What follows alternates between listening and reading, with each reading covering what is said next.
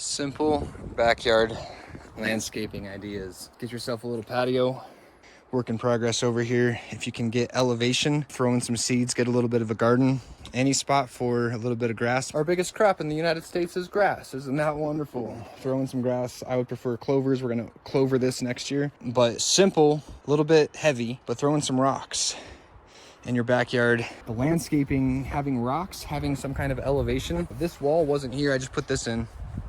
All right, so having some kind of elevation drop or change, even if you just make it up and throw in some throw dirt and put in some rocks, having some slopes, places that the water can kind of move around. Rocks, grass, natural, garden, playhouses, hammock, barbecue and a table, all of this stuff, incredibly simple. When it comes to gardening, maybe you're not a gardener with a green thumb, just throw in some seeds, let them grow a little bit, pull the weeds when they come. I didn't quite do that this year, whoops. And then the last thing, simple, very simple. If you got rocks like these, you literally just line them out. You get in some gravel. You can put this in 5-gallon buckets in the back of your minivan. That's what I did. And then these rocks, yeah, you just line out little walkways. And instead of just having a big, square, blank backyard, you've got a really cool backyard that has walkways and rocks.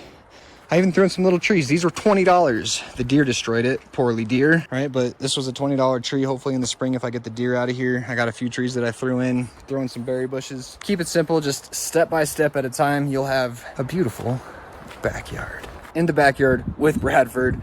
We'll see y'all soon.